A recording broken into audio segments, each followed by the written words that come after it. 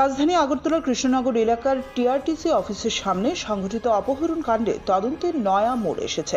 এই ঘটনায় ইতিমধ্যেই মোট ৮ জন অভিযুক্তকে আটক করেছে পশ্চিম আগরতলা থানার পুলিশ।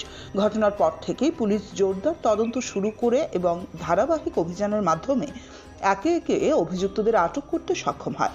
পশ্চিম আগরতলা থানার দায়িত্বপ্রাপ্ত পুলিশ আধিকারিক সংবাদ মাধ্যমকে জানান, ঘটনার সঙ্গে জড়িত থাকার অভিযোগে ৮ জনকে আটক করা হয়েছে এবং তাদের জিজ্ঞাসাবাদ করে ঘটনার প্রকৃত কারণ ও পেছনের চক্রান্ত খতিয়ে দেখা হচ্ছে।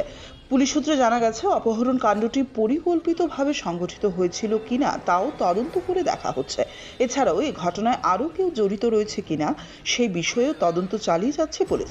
আটক অভিযুক্তদের বিরুদ্ধে আইন অনুযায়ী ব্যবস্থা গ্রহণ করা হবে বলে জানিয়েছে পুলিশ।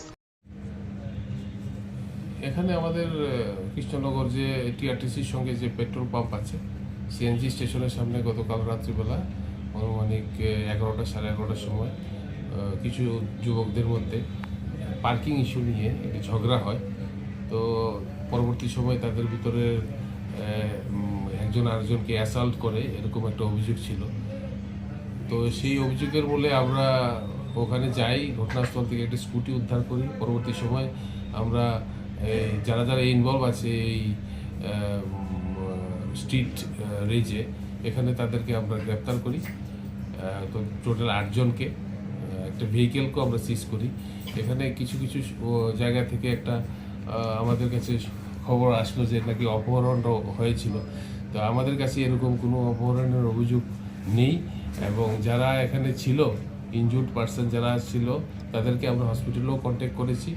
মেইন জিনিস হচ্ছে এটা দুজন কিছু সংখ্যক যুবকদের মধ্যে পেট্রোল পাম্পের সামনে একটা পার্কিং ইস্যু নিয়ে ঝগড়া হয়েছিল।